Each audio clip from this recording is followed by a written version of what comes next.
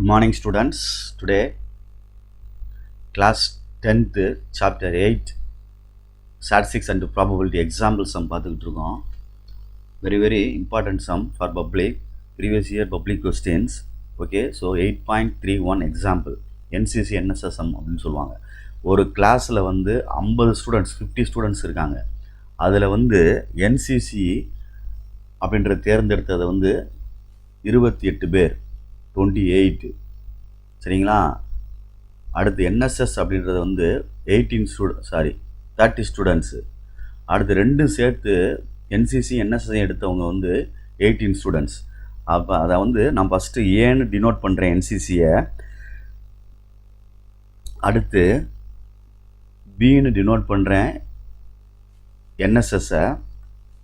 Okay, அப்போ N of ஏ அப்படின்னா number of ஏ அப்படின்னா NCCயோடைய எண்ணிக்கை, பசங்களோட எண்ணிக்கை எத்தனை பேர் அப்படின்ட்டு ஆப்டடு 28 அப்படின்னு அர்த்தம். நெக்ஸ்ட்டு N ஆஃப் பி அப்படின்னா NSSல உள்ளது. அடுத்து போத் அப்படின்றனால ஏ இன்டர்செக்ஷன் பி 18.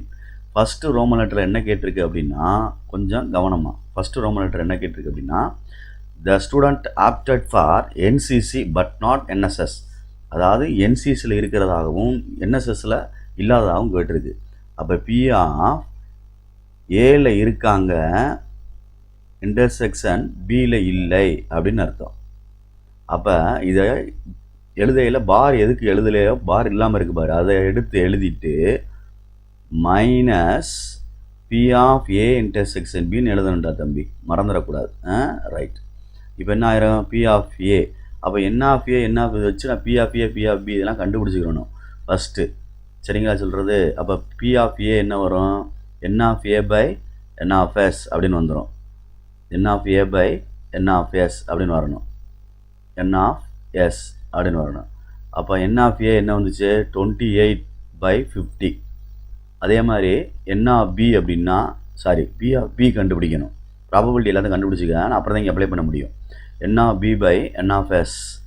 அப்போ ப்ராபபிலிட்டி என்ன வந்துடும், 30/50. அடிக்கலாம் வேண்டாம், இருக்கட்டும். அடுத்து P of A intersection B is equal to N of A intersection B by N of S அப்படின்னு எழுதியிருக்கேன். Right, very good. அப்போ N of A intersection B 18/50. இதெல்லாம் எடுத்து சேர்த்து இங்கே கொண்டு வரணும். P ஆஃப் ஏ என்ன இருக்குது, 28/50 மைனஸ் 18/50. Okay, right. சப்ராக்ட் பண்ணிட்டோம்னா LCM 50 போட்டுட்டோம்னா மேலே 28 மைனஸ் 18 என்ன வந்துடும், 10 அப்படின்னு வந்துடும். அடிச்சிட்டோம்னா என்ன வந்துடும், 1 10s are 10, 5 10s are 50, 1/5. அடுத்து செகண்ட் ரோமன் லெட்டர் என்ன அப்படின்னா, NSS ஆப்டடு, ஆனால் NCC நாட்னு சொல்லியிருக்கு. NCC எதாக எடுத்திருக்கோம், NCCயை ஏன்னு எடுத்திருக்கேன். அப்போ ஏ கிடையாது அப்படின்னு அர்த்தம். சரிங்களா? கிடையாதுன்னா பார் போட்டுறணும் நாட்டுக்கு. அப்போ NSS எடுத்திருக்கான் அப்படின்னு அர்த்தம், பி எடுத்திருக்கான். அப்போ P of B minus P of A intersection B. சரிங்களா? ரைட். அப்போ P ஆஃப் பி என்ன வருதுன்னு பாரு, 30/50 மைனஸ் 18/50. அப்போ நம்ம சப்ராக்ட் பண்ணிட்டோம்னா 12/50. அப்போ 6 என்ன வந்துடும், 25. அவ்வளோதான். நெக்ஸ்ட்டு ஒன் என்னாச்சு அப்படின்னா, இது தனியாக போட்டுக்கோம் என்ற தம்பி, மேலே இந்த இதுக்கு கீழே இங்கனக்குள்ளே கொண்டு வந்துரு, இந்த கேப்பில் கொண்டு வந்துரு.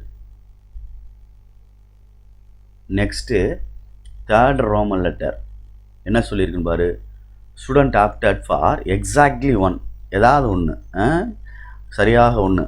அப்போ ஏ இன்டர்செக்ஷன் பி பார்னா ஏயை செலக்ட் பண்ணியிருக்கோம், பியை செலக்ட் பண்ணலை. அதே மாதிரி ஏ பார் இன்டர்செக்ஷன் பி அப்படின்னா என்ன எழுதியிருக்கோம், பியை செலக்ட் பண்ணியிருக்கோம், ஏயை செலக்ட் பண்ணலை. அப்போ இதுக்கு எழுதுறது இந்த ரெண்டு ஆன்சர் தானே, இது நல்லா கவனிச்சு பாரு, இந்த ரெண்டு ஆன்சர் தான். இதுவும் என்ன செஞ்சுருக்குப்பா, இடையில ப்ளஸ் பண்ணியிருக்கு. அப்போ நான் அப்படியே எழுதுகிறேன், 1/5 ப்ளஸ் அவ்வளோதான் 6/25.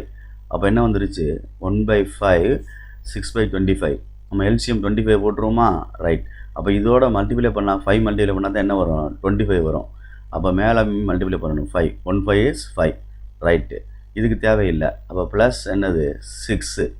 6 5 + 1 என்னது 11 பை என்ன வந்துடும் 25. இதுதான் கடைசி last answer. Okay, very very very very important sum, 5 mark. So please கேர்ஃபுல்லாக எழுதிக்க. தேங்க்யூ.